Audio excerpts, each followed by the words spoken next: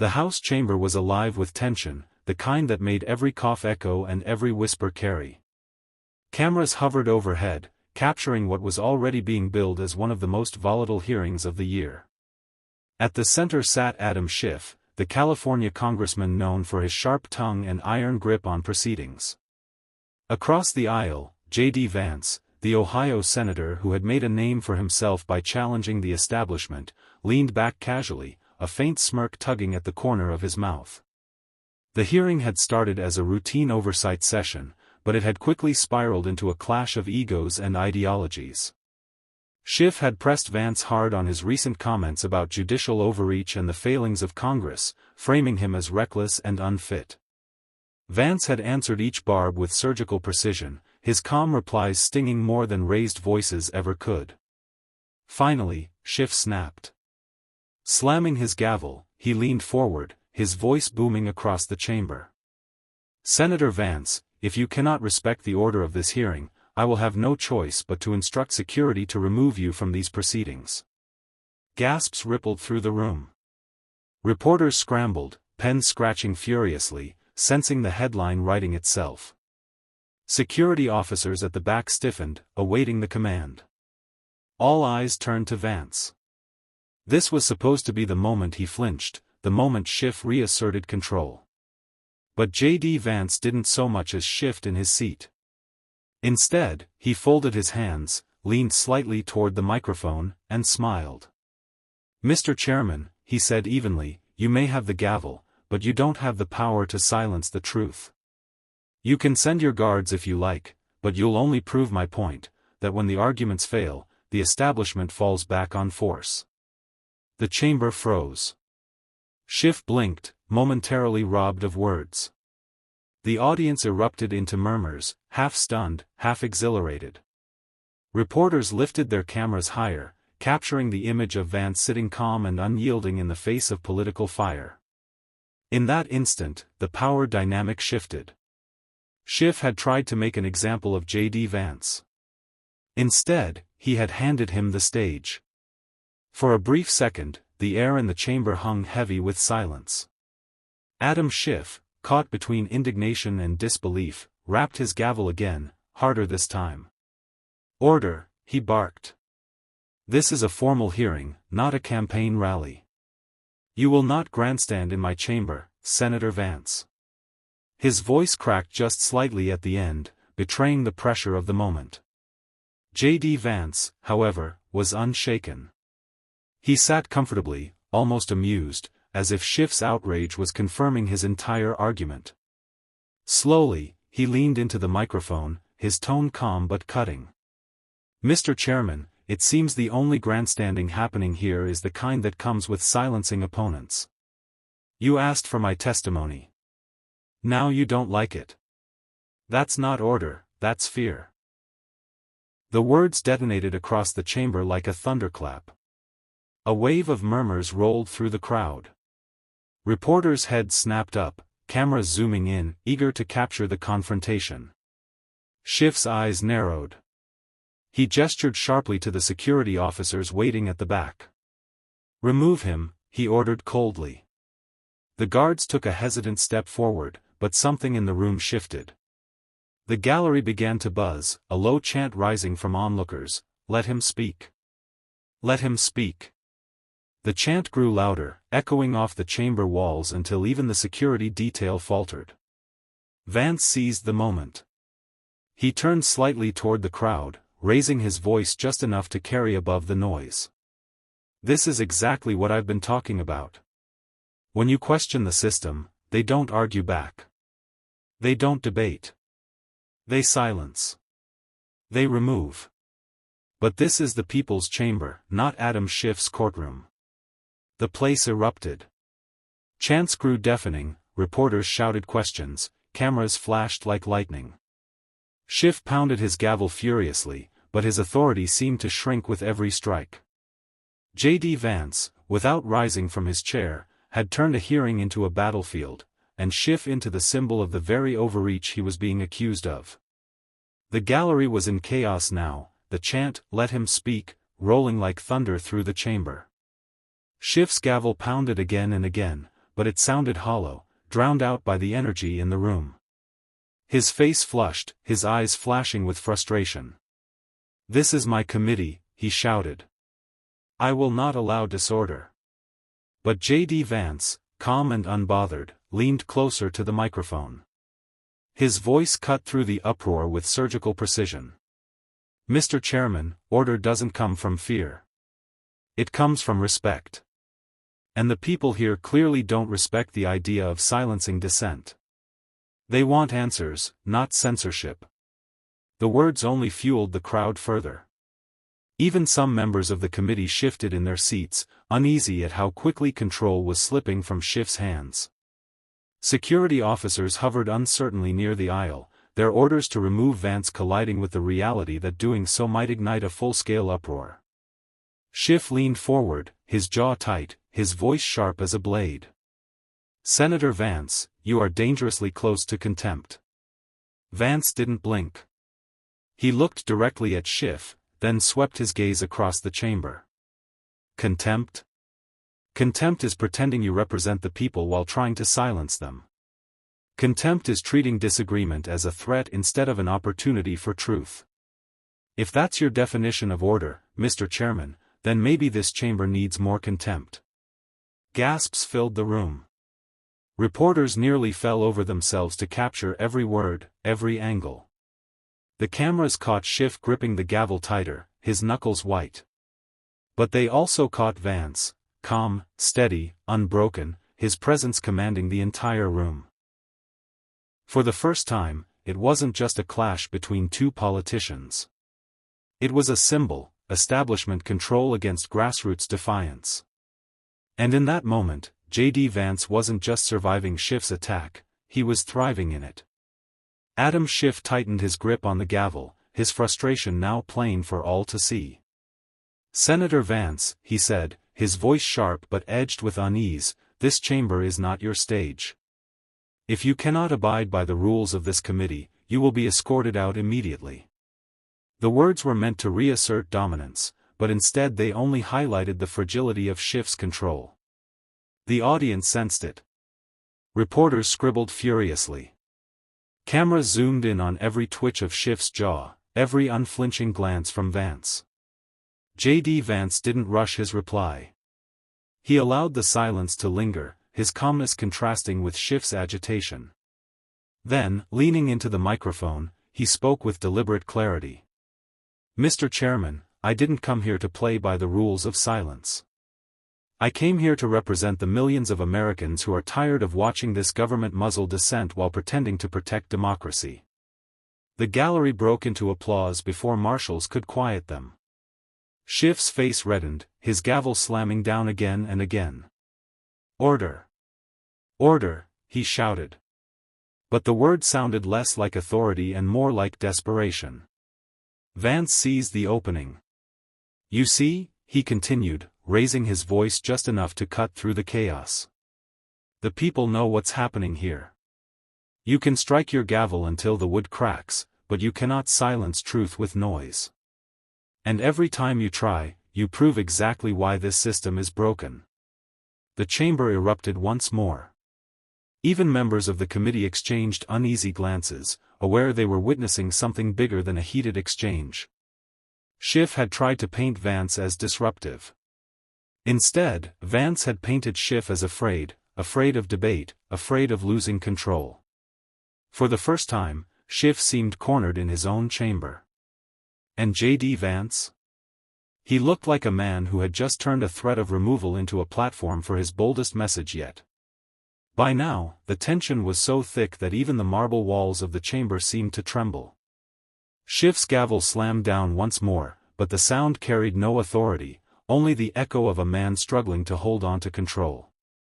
His eyes darted toward the security guards again, desperate to reassert dominance. "Senator Vance," Schiff thundered, "you are out of order.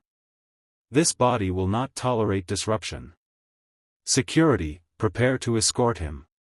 But before he could finish, JD Vance rose slowly from his chair. The crowd hushed instantly, sensing the shift. Vance didn't raise his voice, but the clarity of his tone cut through the chamber like glass. "Mr. Chairman, you can send every guard in this building to drag me out. But here's the truth, you're not trying to protect order. You're trying to protect yourself from accountability. And every camera, every journalist in this room, every citizen watching at home, they see it." A roar erupted from the gallery. The security officers froze in place, visibly unsure. Even some members of the committee leaned back, recognizing the optics, Schiff calling for force, Vance standing firm in defiance. Schiff's face reddened further. "This is my hearing," he snapped. Vance stepped closer to the microphone, his eyes locked on Schiff. "No, Mr. Chairman. This is the people's hearing. And you just proved to them that when power feels threatened, it doesn't argue, it silences." The chamber exploded with applause, some pounding their fists on the benches, others chanting Vance's name. Schiff pounded the gavel, but his authority had dissolved into noise. JD Vance, with nothing but composure and conviction, had turned an attempt to humiliate him into a defining moment of strength. The noise in the chamber refused to settle. Reporters were practically climbing over each other to get the best shot, and the chant of "Vance! Vance!" surged again, bouncing off the marble walls. Schiff's face was pale now, his authority fraying before the nation's eyes. He slammed the gavel so hard it nearly cracked, but the sound only emphasized how little control he had left. "Senator Vance," Schiff growled, his voice strained, "you will not hijack these proceedings. You will answer questions when recognized or you will be removed." His hand shook slightly as he pointed toward security. Vance didn't sit back down. Instead, he straightened, shoulders squared, voice strong but controlled. "Mr. Chairman, I don't need to hijack anything. You've already lost this room. And you didn't lose it to me, you lost it to the truth." Gasps swept across the audience. Schiff's eyes flickered with fury, but before he could respond, Vance turned deliberately toward the cameras. His tone sharpened, every word landing like a hammer. "The American people are watching this right now. They see a Congress that's more afraid of a voice of dissent than it is of corruption. They see a chairman more focused on silencing than listening. And they're asking themselves, if this is how Washington treats one senator, how are they treating ordinary citizens who don't have a microphone?" The crowd roared. Reporters yelled over one another to capture the line, their cameras flashing. Security hesitated again, unwilling to move on a man who had just made himself a symbol. Schiff slammed the gavel once more, but the sound was hollow. His authority had been eclipsed by the man standing calmly at the witness table. JD Vance wasn't just holding his ground anymore, he was reshaping the battlefield, turning Schiff's threat into his own platform. And every second the cameras rolled, the momentum swung further in his favor. Schiff's composure was slipping with every passing second. His gavel strikes were no longer commands but desperate echoes, drowned out by the chorus of voices swelling from the gallery. Members of the press leaned forward, hungry for the next line that would etch itself into political history.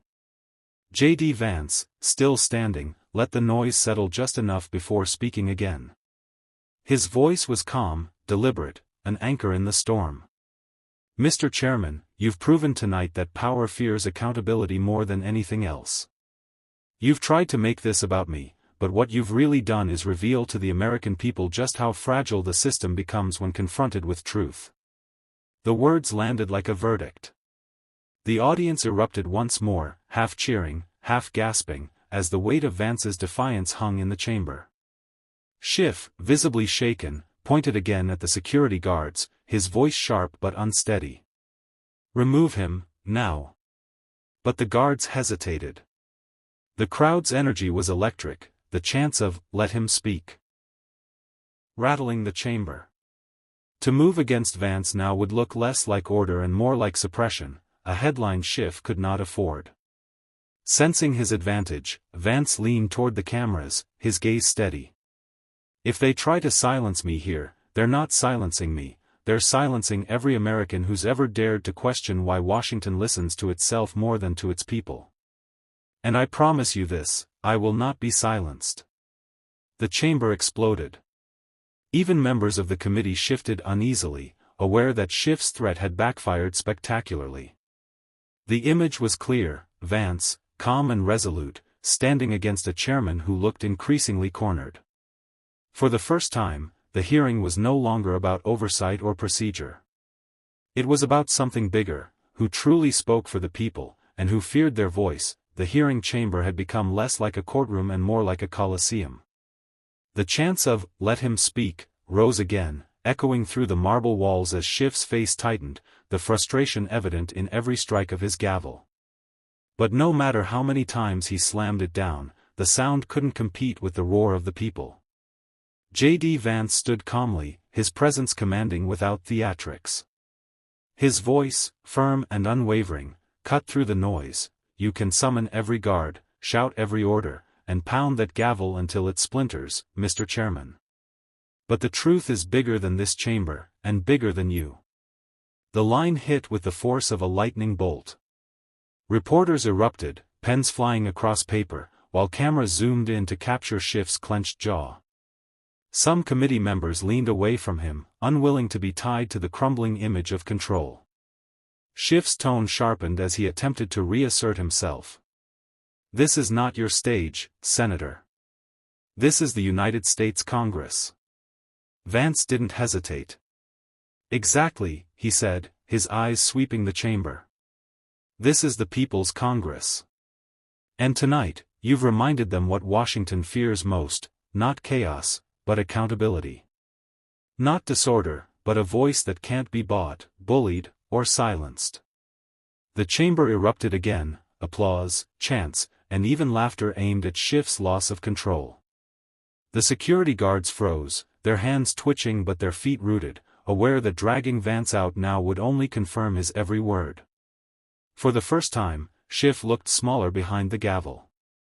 And JD Vance? He looked larger than the chamber itself, standing not just as a senator, but as the embodiment of defiance. By now, the hearing chamber felt less like a congressional proceeding and more like the epicenter of a political earthquake. Schiff's gavel had lost all authority. Every strike was swallowed by chants, applause, and the hum of cameras documenting the spectacle. JD Vance didn't flinch. He stood tall, eyes fixed on Schiff, his posture steady as if he'd been preparing for this very moment.